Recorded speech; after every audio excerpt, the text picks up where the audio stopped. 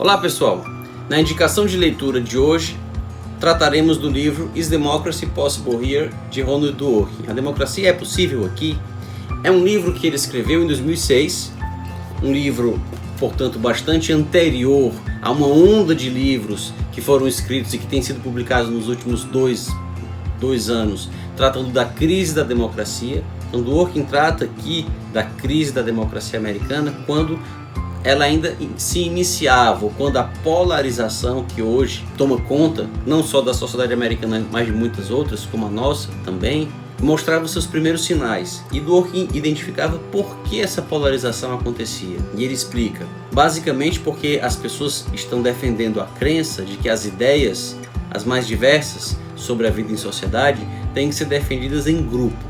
E se uma pessoa defende uma dessas ideias, existe uma série de outras que tem que vir casadas com ela e que são todas inseparáveis. E aí ele cita alguns exemplos. Se o cidadão, por exemplo, defende o casamento de pessoas do mesmo sexo, ele é obrigado a defender também, supostamente, é claro que essa obrigação não existe, mas é a crítica que ele faz. É como se a pessoa fosse obrigada a defender também uma maior intervenção do Estado na economia, uma tributação mais progressiva, uma maior redistribuição da riqueza, uma maior intervenção em matéria ambiental, um maior controle de armas, a defesa do aborto também. Tudo isso deveria vir junto. E ele até brinca, e essa pessoa certamente mora na costa leste americana, gosta de vinho e de música clássica. Mas se a pessoa é contra o aborto, então ela tem obrigatoriamente que ser contra uma política de proteção do meio ambiente, ela tem que ser contra uma intervenção do Estado na economia, ela tem que ser contra uma tributação progressiva, tem que ser contra o casamento de pessoas do mesmo sexo, tem que ser contra um controle de armas, e ela morará na costa oeste, gostará de cerveja e de corrida de carros. Como se não fosse possível, por exemplo, alguém ser defensor do meio ambiente e contrário ao aborto. Como se não fosse possível uma pessoa ser contrária a uma maior liberação no porte de armas, mas ser também contrária ao aborto, ou ser favorável ao meio ambiente. Enfim, essas pautas não são obrigatoriamente defendidas em conjunto. E se defender a crença de que elas são casadas e inseparáveis, isso tornará a discussão em torno delas cada vez mais difícil, porque as pessoas não encontrarão pontos em comum com os quais elas concordam. E é a falta de pontos em comum em torno dos quais as pessoas concordem que impede as pessoas de discutir sobre aqueles em torno do qual elas discordam. Já que elas discordam de tudo, elas nem discutem mais.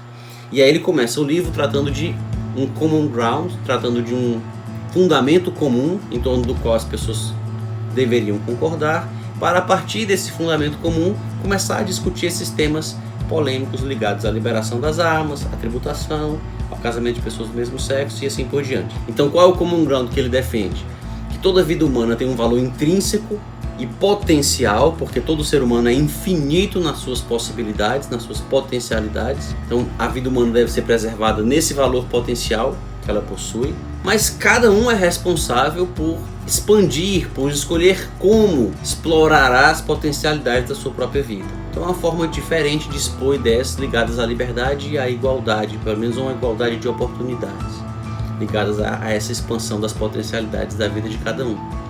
As pessoas escolhem como, mas elas têm que ter os meios para isso. E a partir de então ele passa a debater essas ideias.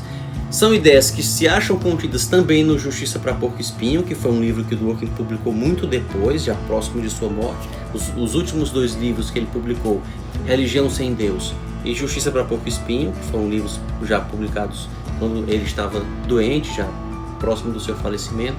Esse é um livro bastante anterior, como mencionei, é um livro publicado em 2006.